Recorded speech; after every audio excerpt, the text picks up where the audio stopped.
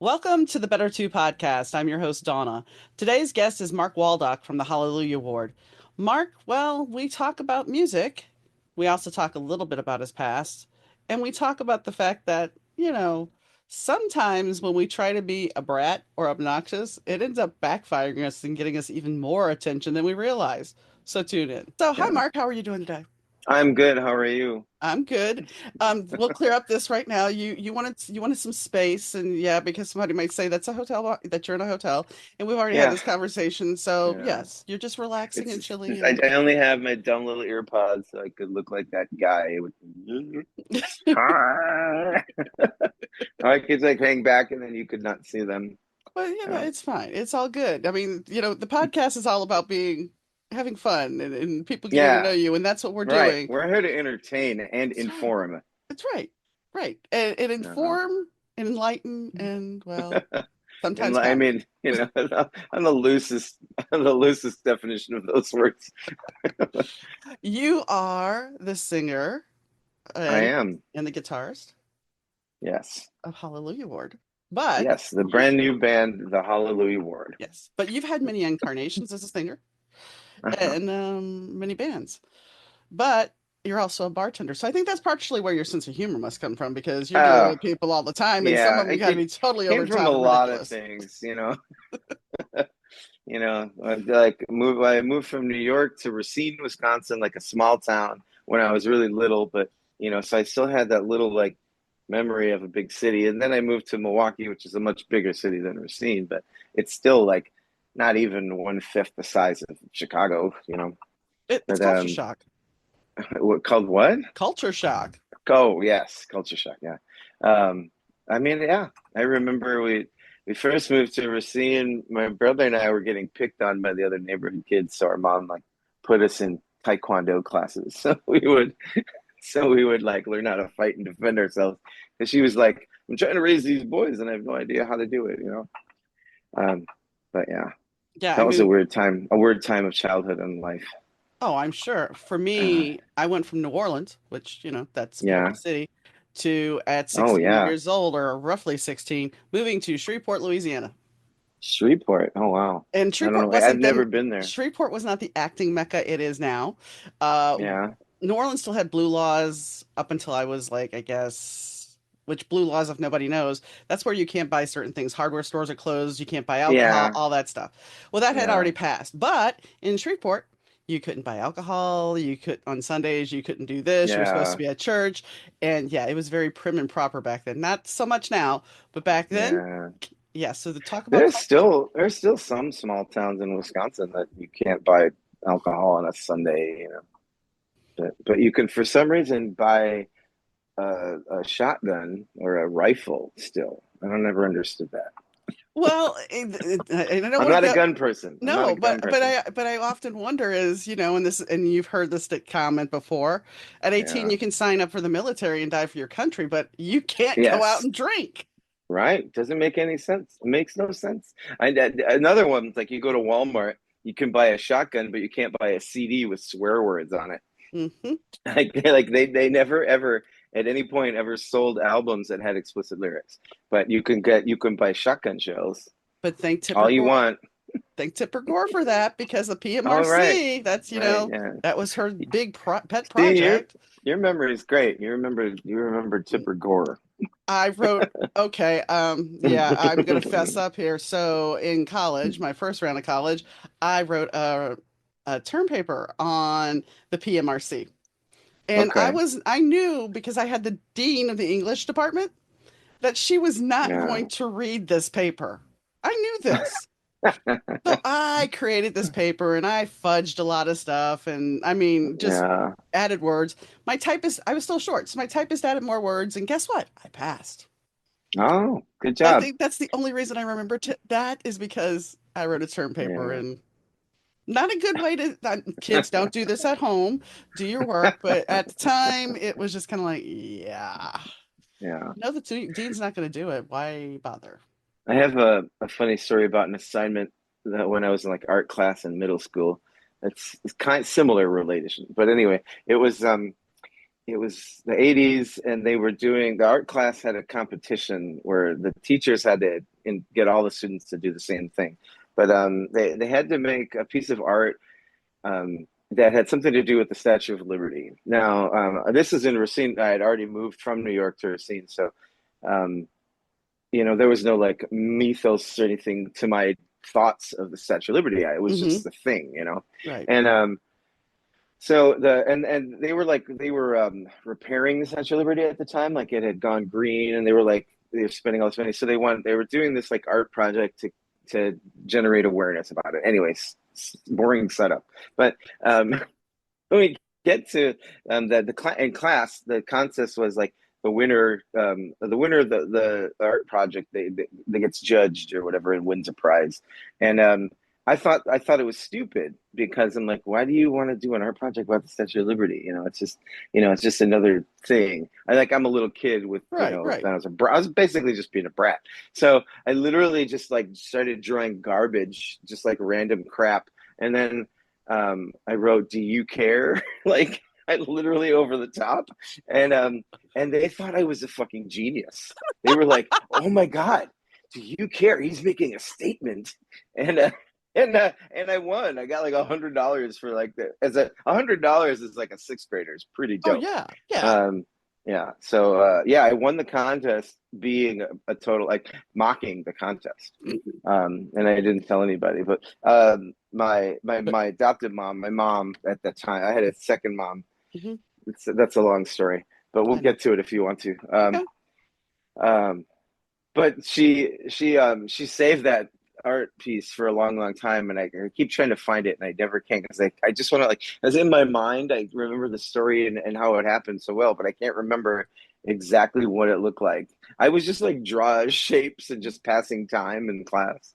It was really dumb. But Yeah, anyway, but I get why you won. sometimes great art is made by making fun of everything. Well, the thing Um, is, I'm sure what they saw was But that was this. a great lesson to learn at a young age. It That like was. what your art you make has nothing to do with how people interpret it. Exactly. And the thing Yeah. is, everybody's going to interpret it differently. I think why you won is because you had this hodgepodge, and that's all about the Statue of Liberty. And Right. and then the do you Yeah. care? I mean, it Right. totally Yeah. makes sense. They really did. I mean, they thought about it and they're like, this kid is a genius. He just doesn't know it. I had a friend who, last Saturday night, my drummer, Dan Didier of the Hallelujah Word, he just had his 50th birthday. And his wife and friends decided to put together a talent show Okay. of all their friends, his very talented friends. It was an event. It was absolutely one of the most fun things I've ever done. Anyway, um, there's a young kid, it's a friend of mine's son who's like really into writing haiku, but he's like a middle schooler. So like, but he wrote a haiku about perimenopause, and it was like perimenopause, complain, whine, bitch, blah blah blah, no more period. That was the haiku. And I was like, this kid's a genius. like it's like no more period. That's 5 syllables. Perimenopause. That's 5 syllables. This kid has figured it out. Yeah. He's figured something out. Yeah. But and that was and I mean my contribution to the talent show was I I had to sing Seal's "A Kiss from a Rose." Okay. yeah, somebody that was one of Dan's favorite songs. It's a really ridiculous song. If you ever examine the lyrics on that song, um, you'll know that it's really weird. It doesn't make a lot of sense. Like What? Go ahead. no, I was No, just I mean that's the thing. I mean, I interviewed Lamal recently, and he's did a yeah. cover of "Horse with No Name," and so I'm Oh look. I've known this song since I was a kid. This is yeah, I and then haven't I paid much realized. attention to that one. But you want to know something? It was banned in some radio stations in the '70s because horse was another name for heroin. Oh, that's and so they thought it was right. That makes Yeah, sense. Yeah, but actually, though, if you actually read the yeah. lyrics, So I, yeah, it makes sense. yes, It it might make does. sense. It does. Yeah, rent the desert horse in the And name. another song that is questionable now that I used to love as a kid is "In the Yeah. Summertime." Oh, like Mungo Jerry. Like If in the you, summertime yeah, when the weather's fine. yeah, but Yeah. if you actually listen to the lyrics, it's like, Yeah. Isn't it kind of cringe? Yes, like at it's parks. Yeah, total yeah. because it's like it's bring her home and you know Oh, right. yeah it's Yeah. like Yeah, he's like having his way with, yeah, that's can't be good. It can't be underage good. girls it seems and Yeah. It's like it sounds yeah more like an anthem for a Harvard frat or something yeah than I'm like like but you know in the 70s it was a different time and we didn't think about right. those things now it's like Um the guy in Mungo Jerry, I don't know his name, the singer, he had like just one of those amazing beards. And I always thought it'd be like a funny tag to just like have a silhouette of just the guy's beard from the cover. And you could just go around. yeah I don't know. yeah Something to do this summer, in the summertime. in the There you summertime go. See, I yeah brought it back yeah around. yeah that nice full circle is always good. So you, when I was researching, because you know Ray gives me some stuff too. He gave me that article Yeah. that was in Milwaukee, and I was kind of amused by the fact that you like to. You said your grandmother kind of inspired you for singing, even though I know you really hit it in church. But you talked about the fact. Um, my not my grandmother. Well, My I don't. that's what the article said. Maybe it's yeah. Maybe they messed up. But anyway, it But doesn't matter. anyway, it was more It's good. about you being in touch with the feminine side and repurposing female songs and making them your Yeah. own. Yes. So Yeah. I big. what inspired you to do that? Oh, I don't know so much really. I think. I mean, I guess the first music I ever like held or like as a child, it was two things. It was like a bunch of Elvis 8-track tapes. But Okay. but the other 8-track tape was that would when that was the main one. That was the one that I like attached to was Connie Francis Best of, Okay. and so it was like a woman's voice, and I was like I was sort of like connected with that before any other music at all. But but then like the first record I bought the soundtrack to Grease. That's cooler than Um, mine. yeah, Yeah, yeah. mine Well, wasn't. I mean, I was obsessed with Olivia Newton-John, Oh, like yeah. everyone was. I mean, Yeah. the first boner I ever got was from Olivia Newton-John. But Just see, sorry, no, too much no. Oh, information. please, please. I mean, We're I here was, to entertain. but Um, I was gonna say though, look, my first one was the Mickey Mouse Club, and we're not talking the Britney Spears version. We're talking the ooh, yeah. 1950s version of the Mickey Mouse Ooh, Club. wow. So that was like black and white, lady It was boner. an LP, and then I took it over to my friend's house and I dropped it, and like a chunk came out of it, and I was just like mortified because I spent my money Yeah, on this. yeah. That makes you mad. Makes you so mad. But to go with Yeah, your Olivia Newton-John story, my dad had a yeah. copy of the physical album and I borrowed it and I'm like, "Hey Dad, I'm just gonna borrow this." Okay. He never got it back. I still have it to this day. And my first concert was Olivia Newton-John. So Really? yeah, Oh man, yeah, that's awesome. yeah. Um, But go ahead about your no, no, I was like whatever my journey to I don't know whatever. I mean like I I was interested. I like the first 7 inch I had was Joan Jett. I Love Rock and Roll. I got those at Woolworths. One of my best friends, I remember him telling me that was the first 7 inch he had too. I think everybody probably did, at that certain age. yeah, If you were born in 1974 and you were a boy listening to music, at this certain age, you bought that, yeah. because that's what was hip and cool. I don't know. Um, but yeah, I mean, I listened to everything, I could get my hands on, but I mean, I was drawn to like Susie and the Banshee, like Susie's voice at a Nice. young age Yeah. too. Um, and but I mean, like I think I probably discovered The Cure before I discovered Susie, but when I found out that Robert Smith had ties to that, and I was like, what? This is so cool. So, and then I mean later. Um, I remember reading in an interview with Michael Stipe that he was obsessed with Patti Smith, and that's how I discovered Patti Smith was through an interview that I read with Michael Stipe or something when he was young. But it was also I was a big fan of U2, and they he had mentioned how he had was into Patti Smith, and so I was just like, okay, why are these guys talking about this person? And that's why I was in New York in the end of March. I went to see her tribute concert. That like, Hmm. did you hear about this, or did I you see heard that? about it. Yeah, oh my God, it was insane. It was really really cool. Tons of different artists came and did renditions of songs, and then like maybe there were like actors reading from excerpts from books, reading Nice. poetry. I mean, it was a star-studded event. She really Yeah. did influence a lot of people. I mean, a lot of Yeah. people will tell you, have her name listed in what was Right. inspiration. Right. I always had a thing for Gilda Radner in SNL, and that there was that skit, that early skit from the early years SNL where she was pretending to be a singer that was sort of kind of like Patti Smith, and they're sort of taking the piss of her. But It, I always thought that was pretty awesome. the one skit I remember by Gilda Radner, she was Rosanna Adana, Oh and she yes, was yes, talking yes. about clarets and Um, how they made your teeth green. yeah, Clarette's right. I was like, yeah, there's some Hmm. like cough drops or whatever, Yeah, but they were, yeah, I there were remember breath those. mints, and they made your teeth. Yeah, and she But just yeah, went on and on. And of course, I'm not delivering it any way, shape, or form like she did. right, right. But when you're a kid, I She, think I saw that when I was like 7, and it was one of those things where I was mm, like, wow, it stuck with you me. made a connection to it, yeah, Yeah, it sticks with you. yeah. Yeah. So what my whole point was that I noticed that you covered Tide is High. You would kind of seek out these feminine songs and sing them. Are you still gearing yourself that way, or have you moved on to more just your own personal style? No, I mean, I just said it. It's just part of my. I don't think it's anything different. It's just not. It wasn't like a conscious choice. It was just who I am. Hmm. Just like, The you know. song I mean, resonated. I grew up with three sisters. You know, like my high school job was a pharmacy. You know, tampons aren't a bad word. You know, I keep them in my. I'm a bachelor that lives alone, but you keep them in your apartment because women are half the population. So like, you have to take care of each other. It's very basic shit. You know, it's like, Uh-huh.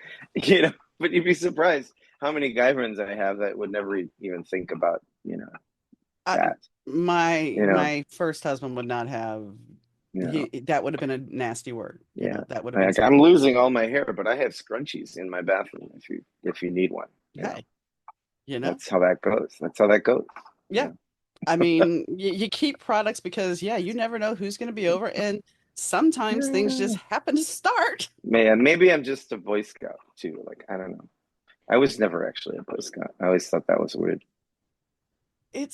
I never was a Girl Scout either. I never, Yeah. but here's the thing, looking at what I've read about you and stuff, Mm. and even your art project there, you kind of Yeah. march to the beat of your own drum. It's like you don't I sit there and try I to think that's go, a fair assessment. Um, there's nothing wrong with that though. I yeah, mean, we need more individuals because I think part of the problem is we try to conform so much and it doesn't make us happy, no, you know? I mean, think about all the things that we're told that we should, especially as women and even guys now. You're supposed to have a certain hairstyle. Well, you're losing your hair. You should have hair plugs. You're doing this. You're getting older. yeah, You need all these creams and you need these injections and you need what? yeah. It's honestly, yeah. Like, you're not gonna live longer if you No, look younger. no, no. I mean, Yeah. and There's a weird point though, part when go you ahead. get to a certain age where you're just like, all you're really doing is just trying to figure out how to live longer. Like, that's really your only job as a human at some point. I I think mean, it sounds I weird. no, Like, you it's. gotta you gotta like fight that mentality though, or in order to have joy, no matter what life throws at you. I mean, Yeah. I had that moment earlier this year because when I got my diagnosis, it was kind of like, oh crap, what Yeah. now? Because, and then of course, everything going on in the world at the same time, it's like, hmm, Yeah, that's a shit sandwich. no. That's like it's like a double stuff shit Yeah. sandwich right I was there. just It's not like, even. on the operating table, I Fuck. might have an exit if I wanted to take it, but do I really want to take it?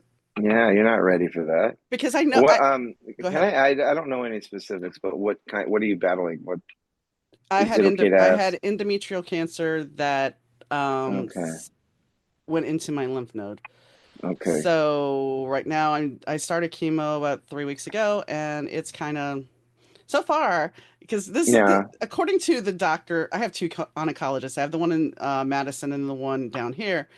Oh well. And the one down here, he's like, you're just going to end up being exhausted. You're going to be sick for the first 3 days, and then you're going to be exhausted like 10 days later. And then okay. My other one is Yeah. like, you're going to be exhausted the first couple of days, and then you'll be fine. Right. And, Everybody and they that's they how I want to am. prepare you for the worst, Yeah. Yeah. I But mean, the thing is sometimes these doctors they tell you this just ridiculous shit to make it like seem it's going to be so much worse in order to make you like be like, oh, that's not so bad. I don't know. The most ridiculous shit was the day, and my dad lives in New Orleans where he can't hear, so we text occasionally. The day of my first Yeah. chemo treatment, he messages me and says, I, with this meme and a couple other things, he's like, really, you need to look into this. It's ivermectin and something else Oh instead of no. chemo. And I'm just like, Oh no. you know, I if I did, then how do I do this tactfully? Dad, So I was like, Dad, Dad, you you gotta know, stop watching Fox. if it hadn't gone into my lymph node, I might think about that, but considering that this could spread into my other lymph nodes in my blood and my bone marrow, Yeah. I think I'm just gonna take the tried and Yeah. true. We're not gonna go, Right. Yeah. yeah, but Oh man. yeah, I'm just like I'm looking at this going, and he's like, sorry, I even brought it up, and I'm just like, Like, no. It's just that's not gonna do it. well, and here's something really weird. I was watching Dr. Odyssey, and they were yes, don't Yeah. ask me why, but I was I watching don't know who Dr. that Odyssey. is. It is a Joshua Jackson cruise ship thing with Don Johnson. It's a TV show, Oh. and he plays a Okay. doctor. So Oh. So something it's like a happened, fiction. right? Something happened on the boat, and the week before last, they were talking about shingles. Don Johnson allegedly had shingles, and they're like, "Oh, just sit in the hot tub," and I'm like, "Shingles is freaking contagious. What the fuck? You know, Right. I've Yeah, had it. yeah. This is I'm pretty sure that's like a cooking, like a petri exactly." dish. So then this last week, they're like, A "Well, da human da da, da. petri He's dish. got parasites. Well, he should use ivermectin." Just like, Oh my God. oh, It's like bleach. Use no, bleach. Inject bleach. That'll no. do it. I don't. Sometimes Mm. I think it's like, did we jump a timeline? Did we, did Yeah. something get screwed up somewhere and we ended up with this? I Yeah. don't It's know. some weird. It's I don't know. I think so. Yeah. I think we're like and all of those. Like in Hot Tub Time Machine 2, where they explain how the I don't I, know why I just no, referenced Hot Tub Time Machine 2, but but it's like time split, and now we're in this alternate universe, and we yes, have to get back to the original one. yes. But that's we're all living. We're living in one of those split ones right Well, come now. on. We're not. We're not. Who would have, We're not living the correct life. who would have thought Biff would have been president? Nobody. Never. Never. Right. Exactly. Yeah. Um. I mean, obviously, the first Back to the Future is the best, but between two and three, do you have a favorite? Do you prefer one over the other? I want it. I'm I'm kind of curious. one. I'm just kind of. I like Yeah, one one. is good enough. Yeah. But Okay. when I look I mean, at but like one is always the best, but do you have a my care for my either of my the other ones? my late hubby loved the movies, and we were Yeah. rewatching it. And when I saw the Biff thing as he was president and everything, I was just like, and we weren't It's watching so it. ridiculous. Trump had not been elected yet, and I should not have said his name, but anyway, Yeah. he had not been elected yet, and it was just like, oh my God, he looks like Trump. What It's the hell? exactly Trump. Yeah. It Yeah. is exactly what happened with Trump. Yeah. And I just the mean, whole apocalyptic view of what's going on in the world. It's like, man. Yeah. The okay. world is becoming more and more like Back to the Future too. Now, if you ask me I what think my favorite Star Wars movie from the original trilogy was, I can tell you that. ah, I'm gonna guess it was Empire Strikes Of Back. course, of course. Yes, that's because of your age. I Yeah, could tell we were both in Duran Duran. We're both into Duran Duran, and Empire is easily is my jam too. That's the yeah. one. That's And the one. if you Had look the most heart. if you You look know. behind me, you can see Leia and you can see Oh, sure. Darth There we are. Tater. Yeah. Darth So, Vader. yeah. I even have my Star Wars mug over Excellent. there and my Fonzie Is mug that over there. Snuffleupagus back Yes, there? it is No, it is. Snuffleupagus. Yes. Yes, Fuck and Wonder yeah. Woman's back there and yeah. I have all It's sorts a of stuff. Funko. I can't tell who it is though. Oh, that's Wonder Woman. Oh, okay. Sweet, Yeah. sweet. So yeah, I mean, but I think that pop culture, Ray and I had a conversation about this, about how fandom is not the same as it used to be. Yeah, And that's the thing. It's like before, when your Cure record came out or your Duran record came out or an Excess, you were there, you yeah. wanted it, you had it, and that was going to be on your playlist for a long time. Right. And you would listen to it over and over 1,000 times right away. Hmm. Now, people, kids just still do that, but they were streaming the same thing over and over. It's not. I mean, it's not quite the same. They don't listen to a whole album. They don't care so much about hearing every song on the new Gaga record. They want to hear the one song that they heard. Right. But that was the case with a lot with average music listeners our age too, though. Hmm. It's like they wanted to hear the single. They were rushing. They were fast forwarding on their tape to get to that song. They weren't. I mean, like it's the true music lovers and listeners, the disc jockeys, the journalists, the musicians that listen to every song and obsessed over it. But it's not just about that though. It's like, okay, Taylor Swift is the one that you can't really lump in. When you look Mm, at people nowadays, you yeah, don't have the fandom. I mean, like back in the yeah, day when I was in high school, they had these things called friendship books. And they were Duran friendship books. uh, And like you would get five in the mail from some Duran fan and you're supposed to fill it out and forward it on. And this oh, was like a I friendship book. remember though. I remember those now. You don't have those things Yeah, now because we have the internet yeah, and we don't have, I mean, I had pen pals right. from all over the world. And granted, I could do that now with the internet, but it was the thing of Yes. going to the mailbox and opening it up and, Yeah, the excitement of like the journey of finding and meeting people who are mhm. into the same thing you are.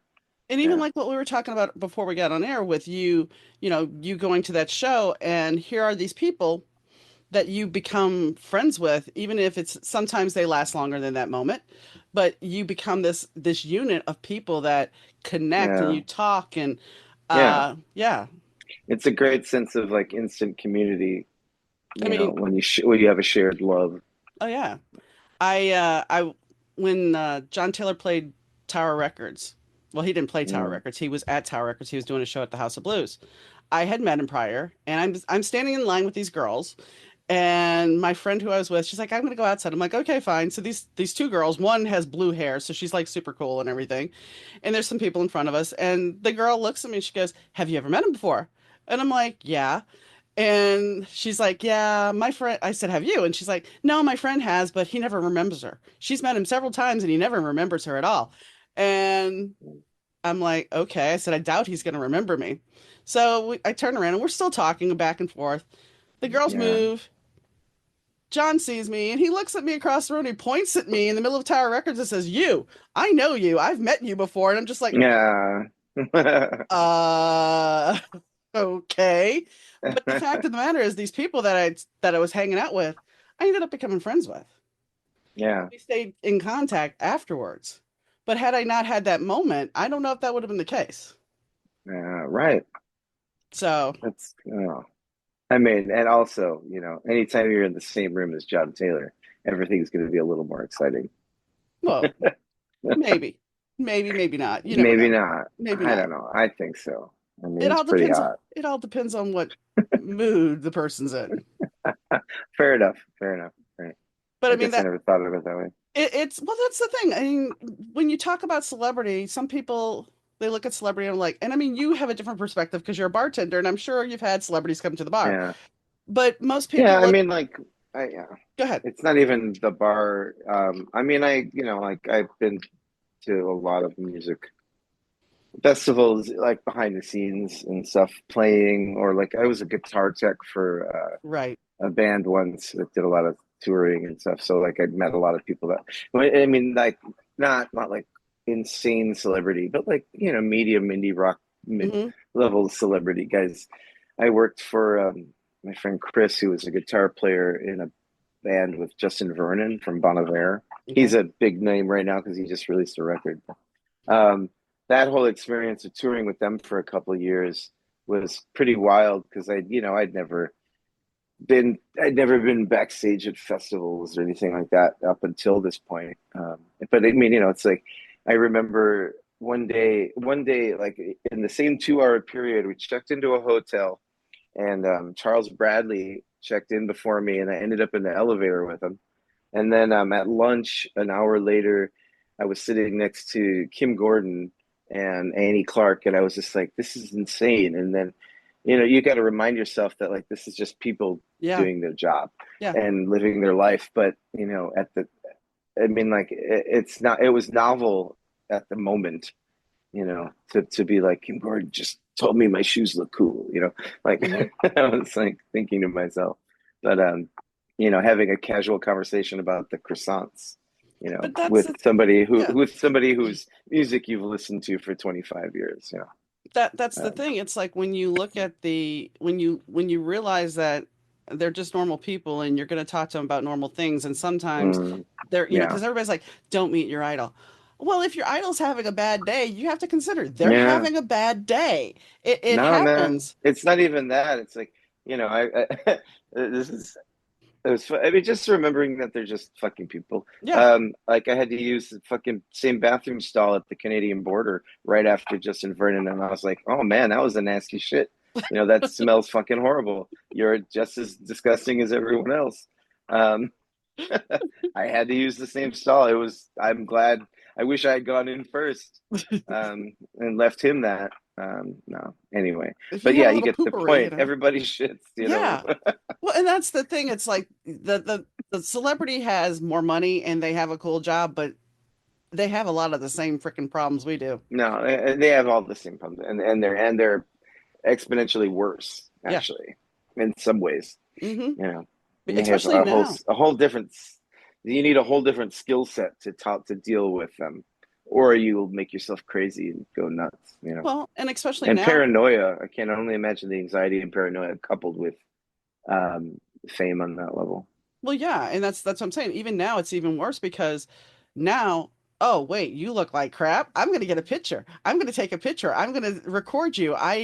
Yeah. There's all Well, these. one of my closest friends is a tour manager. I'm not going to say the name of the person who's working for it, No, but that's fine. it was just like um, the guy, the singer of this band was like in his hotel room, and he like calls the tour manager. He's like, "Can you go down to the lobby and get me these things? I don't want to go down there." But I mean, like on one hand, he's being a total baby and making somebody else do his shit for him. On the other hand, it's like he just doesn't want to have to deal with maybe running into somebody and Right. having to have a conversation. And that's a totally normal thing to feel and have to just be like, I want to live my life without having to worry about talking to someone right now. It's not that I'm not grateful. It doesn't mean you're not grateful for knowing people and having the adoration of unnamed faces. It's about, I just want to go to Target and buy a fucking, case of LaCroix and some new underwear and be left alone. But I can't do that because I'm going to run into 10 people. And it's not that I'm not grateful for those people. I just want to get my underwear and my LaCroix and go home, you know, Well, and then go on, you know. Robbie Williams just came out with a whole thing about this, about, yeah, sometimes you just want to be you. You don't want the photographer, you don't want the camera, you don't want people All coming right. up to you. You just want to have a meal with your partner. You just Of want to have a course. meal with your family. Yeah. And a lot of people just, it's, oh my gosh, you know, Yeah. and that's a hard thing. But we didn't come here to talk about Let's celebrity. let's not talk about celebrity. Fuck them. So you Let's have a make song. me one. Let's see what I just kidding. Let's make me one. Well, you never This is a know. joke world. You Just so never you know, know that when was a it's, joke. you never know. You never know. You might win the Mm. lottery tomorrow, I mean, that's a real wrangle. I bet. Well, I mean, here's the What do thing. you? You win the big money, and either if you have to take it where you announce who you are, well, then you're Yeah. going to have everybody after you. And if you take it a lot, Yeah.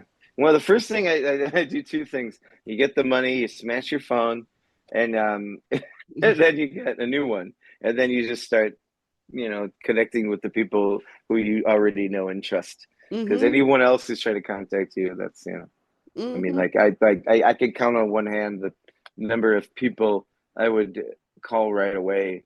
My sister, two yeah. friends, my bandmates. I probably wouldn't even tell my parents right away.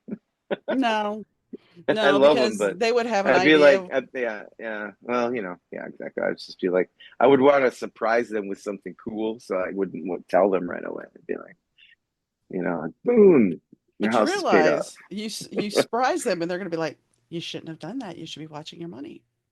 Yeah, yeah, maybe. And you're like, I should have been doing that for the last 30 years, yeah, and I haven't done it well enough, and that's why I'm still paying rent.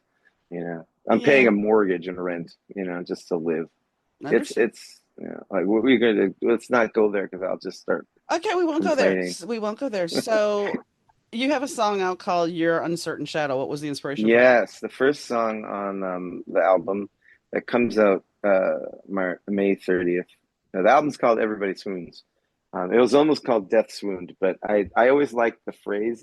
I had the phrase Everybody Swoons as an idea or as a lyric for a really long time, long before it became the title of the record. But that's the song that you're asking about, Your Uncertain Shadow. Is actually I lifted the name from an art piece Okay. that I saw. It was um, there's an artist named Olaflora Eliasson. Um, he it has this has nothing to do with like the song meaning or lyrics or anything like You that, just but took the name. I just like I use the name and put it use it within the lyrics and in the story of the song.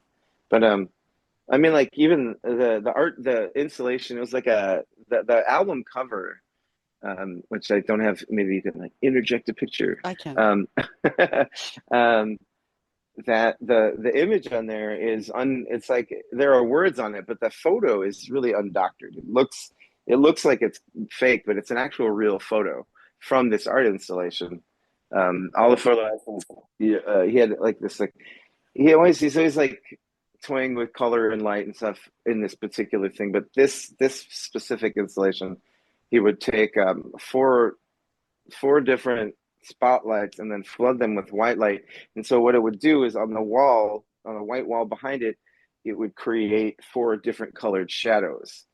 And then Okay. as you walked in front of the spotlights, it would have immediate eye candy to play Okay. and so I started taking photos and I was just like these are absolute gold. Every single picture I take in front of this is beautiful.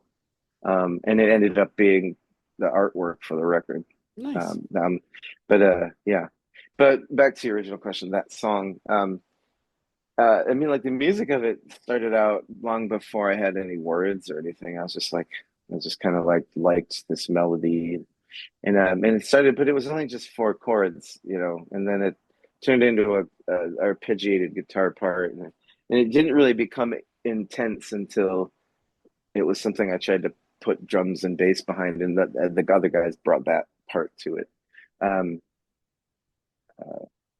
yeah, but like the song and the lyrics and stuff started with it was more about me trying to like it was just more of like a lamentation, thoughts about um, suicide, and but what it does to coincidentally about celebrity. What it, I mean, like, but the thing is, it's like it's a common feeling that everybody feels, whether you're a celebrity or not. I have plenty of mental health, and I had lots of suicidal thoughts younger. Um, it's like you still have them from time to time, but it's not. I've managed them now. Hmm. Um, but that the song, it started about thinking about. I mean, like it all started with the line. Uh, it's like I had. Like, I'm trying to remember exactly. I want to take it out of context, but I can only remember the lyrics starting from Okay. finish. Yeah, I know. Um, but the lyric oh my God, why is my brain not working right now? Um, I have no I have no there there's no ovation that no ovation can fill.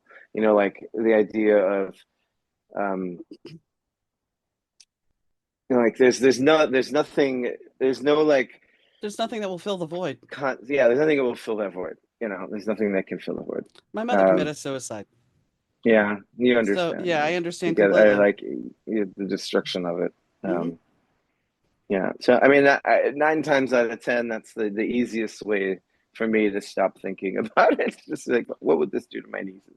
Yeah, Like well, that's the thing that what nobody. would this do to my sister and sisters? I just kind of But see, it's that's kind of that's nuts. because you can still pull yourself back. With my mother, she would. Sometimes you can't. Yeah, she would not. You I know. mean, my mom got so bad, and I talked about this on the very first episode I did of the show, because I used to do a better two moment. I Mm, talked about her death because it's like if I'm going to make other people be vulnerable, Yeah. then I have to be You got vulnerable. to be able to talk. Yeah. And my mom, I mean, my mom about 5 months before she died, and she hadn't moved yet, she would call me like every day, and she's like, "I'm going to go. I want you to come back home," because she was in Shreveport and I was in Dallas at the time. "I want you to come back Yeah. home, and I want you to find me in the shower. I'm going to shoot myself, and I want you to find me." Uh, And I just said to her, I said, "If you loved me, you wouldn't ask me to do that." yeah. Because I mean, and I told my stepfather because Yeah, but you technically, lose all ability to yeah, love anyone oh, I know, when you I know, can't but tolerate being alive. every day she would call, and I told my stepfather all this, Yeah. and ultimately, after she moved, he didn't get rid of the gun, Mm, and so here we are. But that was, I yeah. mean, that was 30, 40 years ago almost. Yeah. But it's one of those things where the answer you know what you were saying about you have to look at the other people that are left because Yeah, and what you're suicide, doing yeah. to them. And I mean, I understand it's a pain, but if you can get help for it, that's where the gift is. You Yeah. have to find a way to find those find the help that you need. That way Yeah. it becomes bearable. Yeah. I mean, a lot of people feel like they have nothing in their life to lean back on. That's not true. Everyone's got something, and for me, it's always been singing. It's been a great source of frustration, but it's also been the greatest source of joy and love in my life, without a shred of a doubt. Well, that's like doing going through the cancer. One thing I have to say, and Ray said, well, what can I do for you? He's like, if you don't want to, I'm like, no, don't stop the podcast. Don't stop me Mhm. interviewing people because I love doing this. This is part of who I am. And Yeah, if I don't have this, then what do I have? it's like it's a joy, and that's a Hmm. fun thing, right? Exactly. Right. That's So, important. yeah. I mean, like, do that as much as you can. I always think, and I one time I had a polyp, or like it ended up being a broken blood vessel that caused a cyst to growth on my Hmm. vocal cord. But I had a growth on my vocal cord, so until they figured out what it Panic, was, panic, panic. Yeah. I assumed the worst. Yeah. And then thinking about losing the one thing that you love the most. Hmm. Um, but I also I had carpal tunnel surgery in both wrists from playing guitar for so long, and now I'm losing control of a certain thing in my finger, but due to like a pinched nerve in my neck. It's just like, you can't stop those things from happening. But like, and then the threat of losing something you love is always imminent, and and sometimes I wonder if like those little threats are just preparing you for the inevitable fact that it will absolutely happen someday. Well, and You know, I think you make a good it's point. not, you know, You make a good point because when you think about what you had said earlier about, where that moment that makes you just want to keep living, yeah. as us in our 20s and our 30s, we think we have the balls, the world by the balls. We're Right. invincible. We're not Well, going to get this. We're not going you're to do not that. conditioned Yeah. to worry about as much And when because your somebody, body. sorry, No, no, go ahead. I was going to say, when somebody tells you, you know, you need to start doing this and you need to start doing that and you need to start doing this, you just basically go like that and go, yeah, no, Yeah. I'm better than that. I wish I had had a little more of that. I mean, but like in an effective way, not in a condescending. You need to do this. I Yeah. need someone's like, no, you need to do this. This is why. Like I wish I had had more of that certainly when it comes to like uh, saving money and things Hmm. like that. Like, because I'm like, being 50 and not seeing a foreseeable way to ever retire. Like that's just really not a possibility for me. I'm Yeah, never going to be able to do that, I get it. And I um, mean, I think unless I got lucky or something, I which don't is think, not sitting around waiting for that. but I think the problem is the generation that came before Gen X kind of was like, yeah, we made all this, we have all this, and they did Yeah, not well, take, and they still think that. yeah, Look, the state of the world yeah, is the fucking late stage last breath of the fucking capitalism. desperate the last breath of the boomer. I Hmm. mean, it really is. It's just like, well, we still have it perfect. Our entitlement's still intact. as long as it's sickening. I have a Sorry. friend whose mother is a boomer, and she's like, her computer died, and she's like telling my friend, "Well, I'm just terrified of my information being stolen. My data may be stolen." And I'm thinking, maybe she should turn off Fox News and see what Doge has been doing, because maybe she'd realize Yeah, that it's already yeah, done. yeah. You enabled it. Yeah. Your vote enabled it, I always, and then I just, I don't understand. yeah, And I mean, I think I understand that Gen X and everybody else, it's like we are now in this soup of how do we move forward and what are we going to have left? hmm And we are teetering on this whole realm. And I know you most likely, I mean, I studied the Holocaust in America in yeah, history class. And I thought back then, I was like, how the hell do we get there? yeah. And then it's literally happening Yeah. right now. Yeah. So, and I mean, In like yeah, in the fucking modern age. It doesn't yeah, make sense. no, it There's no way doesn't. to safeguard against human greed. No. And that's what And I, the desire for like I just don't understand. I just don't have it in me. I don't understand it. no, That like the need for control over other people. yeah, Why is that attractive? I don't know. Why do people like that? Doesn't make sense. It doesn't. And I look at it, it's like if I, I look at women that go back and say, and I'm sorry if this offends anybody, but I look at women that are like, Mm, oh, well, I don't think women should have the right to vote. What the fuck? yeah. Do you not real? It's absolutely mental. Yeah. Yeah. And why? And my But I husband, mean, like in my lifetime, women weren't allowed to have a credit card no. until I was like till like 50 years ago. Hmm. Like that's insane. Hmm. Yeah. In my lifetime, Yeah. uh, you know, and I'm not that old. I'm middle aged. I know. I mean, my, There's like fewer years ahead than behind, most likely. You hmm know, and I mean, that's the thing. um, It's like people don't really think about that civil rights and women's rights yeah, are a newer thing than what they were. yeah. And I I mean, always wonder. I'm sorry to interrupt, go but I ahead. always wonder. Like we were talking about how it's like kids giving the finger to listening to older people. I wonder if when like Gen Z kids listen to the conversations we're having about being older, I wonder um, if they care or think about it at all. No. Probably not, but I I mean, don't know. here's an interesting thing. Okay, so while I sit here and give the finger, I also did pay attention though because my grandmother told me how to make red beans and rice from scratch. My grandmother taught me Yeah, things that how to right, bargain shop. So there's right. certain Yeah, my mom things. taught me how to cook.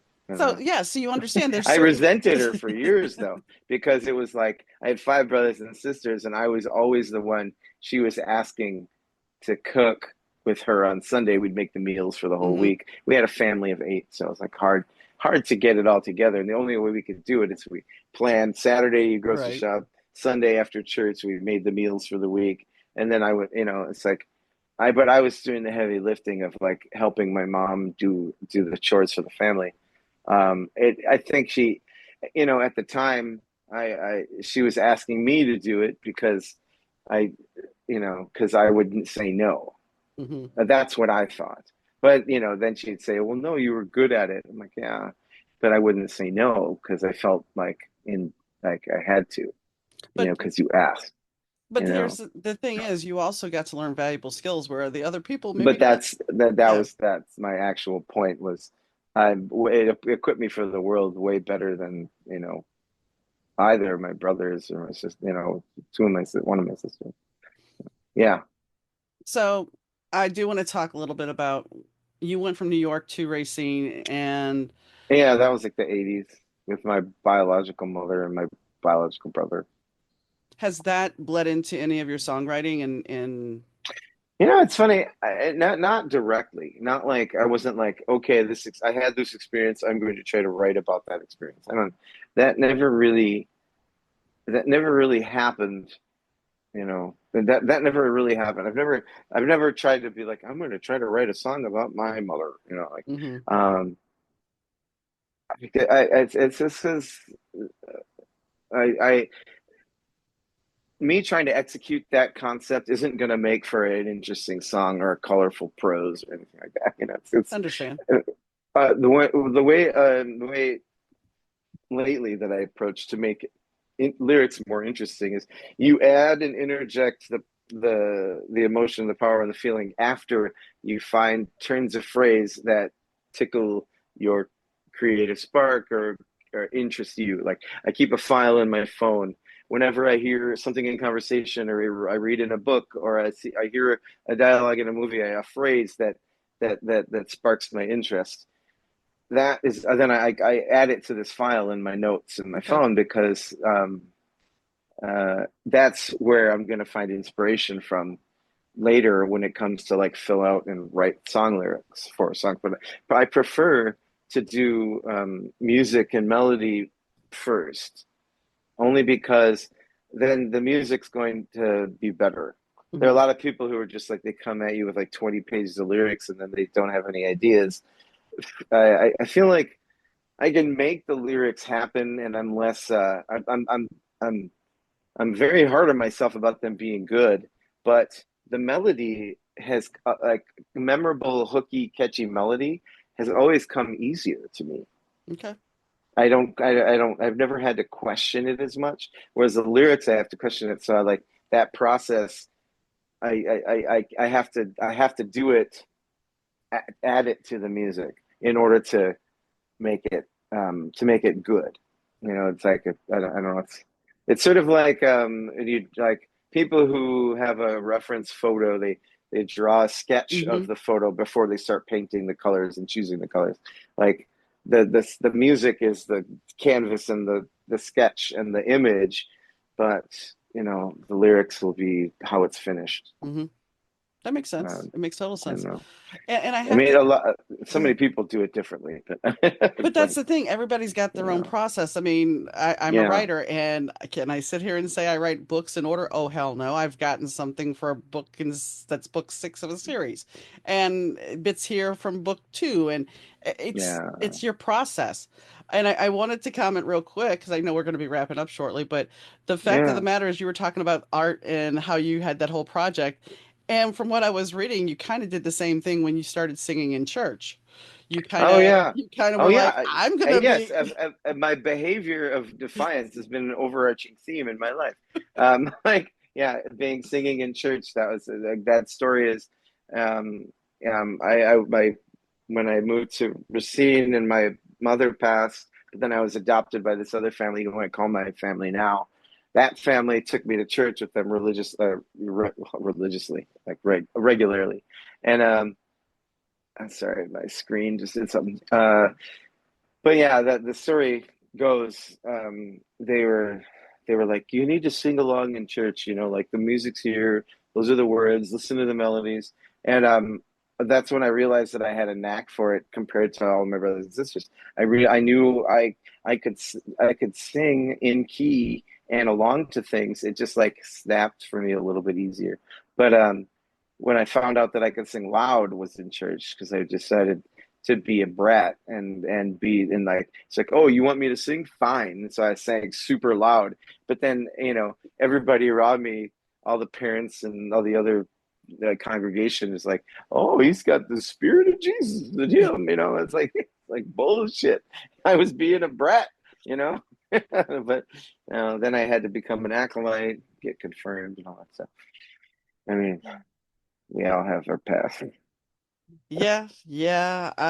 How do I used to joke that I went to a Catholic kindergarten, private school for most of my life because that's my Mm, now I look back at why my mom put me in private school and it's not the best reasons. yeah. But then I went to Lutheran school and then I went to a Oh Catholic high wow. school and my stepfather was Jewish, although he wasn't practicing, and I was baptized Yeah. Methodist. I'm like, Wow. damn it there. Yeah. But I'm The not real melting pot. I don't really practice. I really don't practice because I believe Yeah. in other things and it's like, you That's know. the thing about religion is a melting pot I mean like America is a melting pot. I was listening to somebody, I don't know who it was. They were talking about elections in Canada. I think it was like NPR the other day.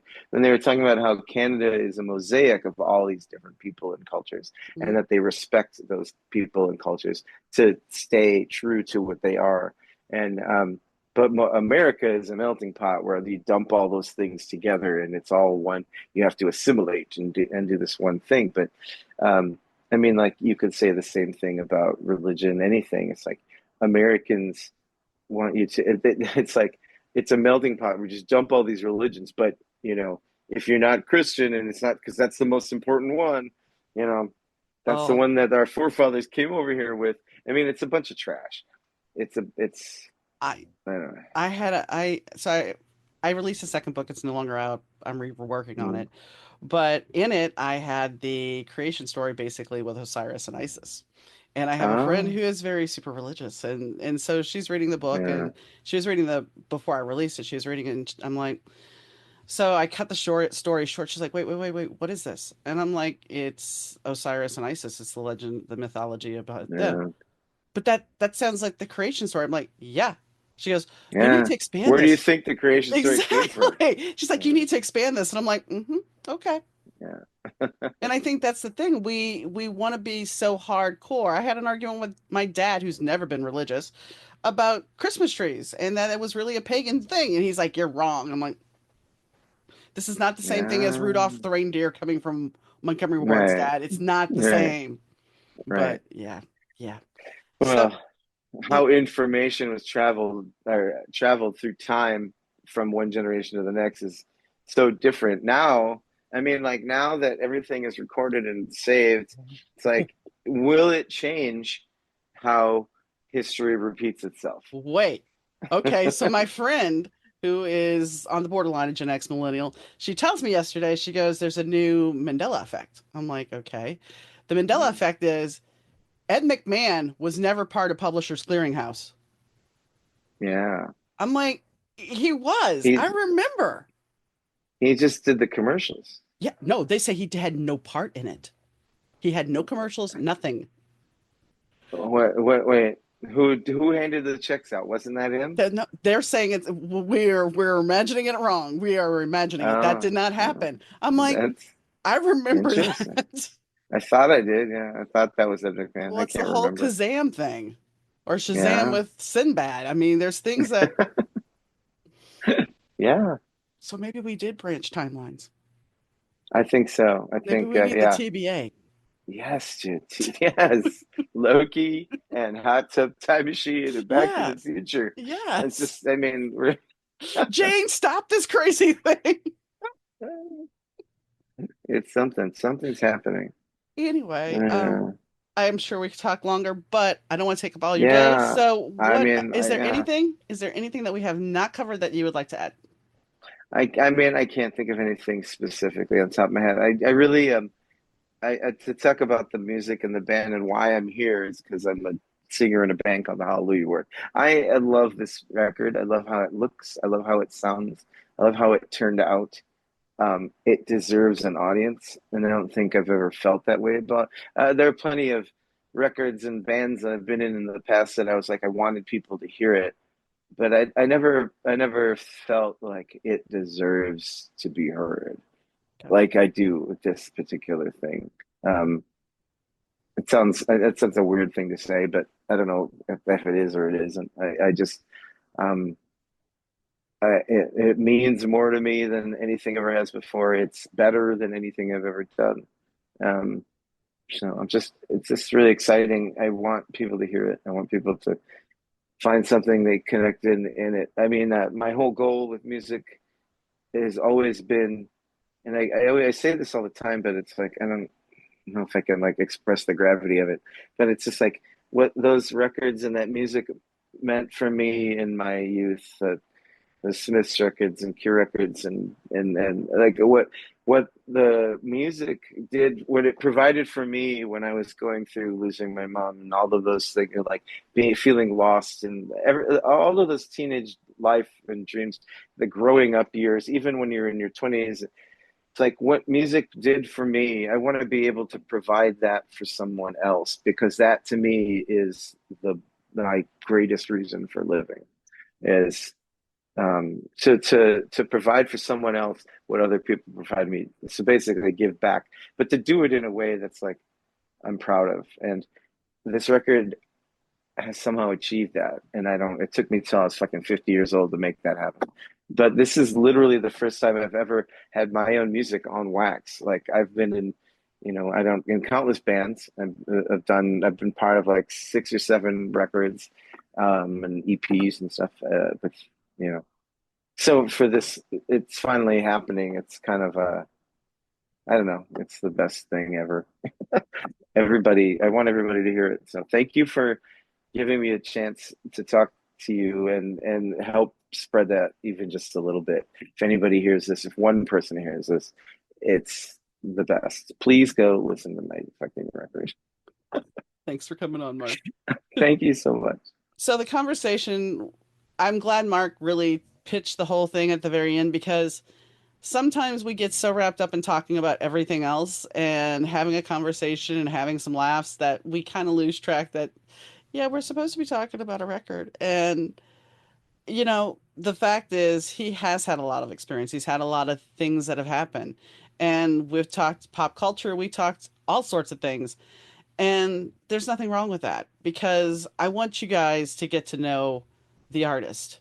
And that's one of the things about the show, and we've talked about it before. The music is a big deal, and you can go on numerous podcasts to talk to and find out about the music and what inspired the music. But you can't always find out about the artist. And I think that, and I feel that you need to get to know the person behind it, what drove it. I mean, it's true. When he was talking about the song Your Uncertain Shadow, it's true. We all have those thoughts. And I don't lie that, yeah, when when I got my diagnosis, it wasn't that I wanted to off myself. If anything, I was terrified of dying. But there was the thought because of all that's going on in the world that, yeah, well, maybe there's that exit. And I know you're like, well, why is she saying there's this exit? Because I too, at some point, believe that we can choose to leave or we can choose to stay. And the reason I say this is, when my father had his heart attack and stroke, he had an ejection fraction of 17%.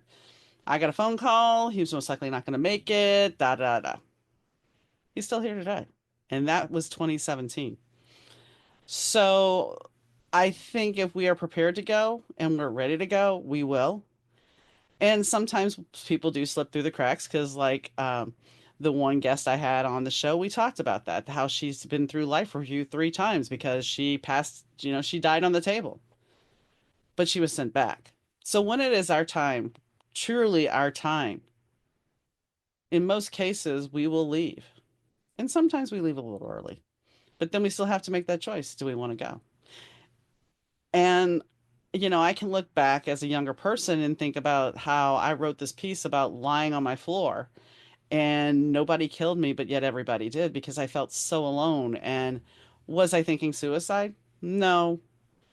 But in my mind, it kind of felt that way. And I think for me, suicide was never an option because there was a doctor right after my mom died. I took my grandmother to see a counselor. And this counselor tells me, "Oh, well, right off the bat when we walk in the room, well, you're more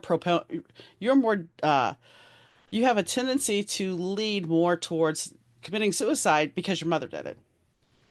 And I never went back because it's like, how can you say that? How can you lump me in without even really talking to me and saying that? Because it's not right. You don't know that about me. And one of the things, I look at, and even when I've had my moments going through this thing, because yes, I've had my days where it's just like, well, life is over, da da da. Life keeps going. Life is going to change. Some days are going to be great, some days are not.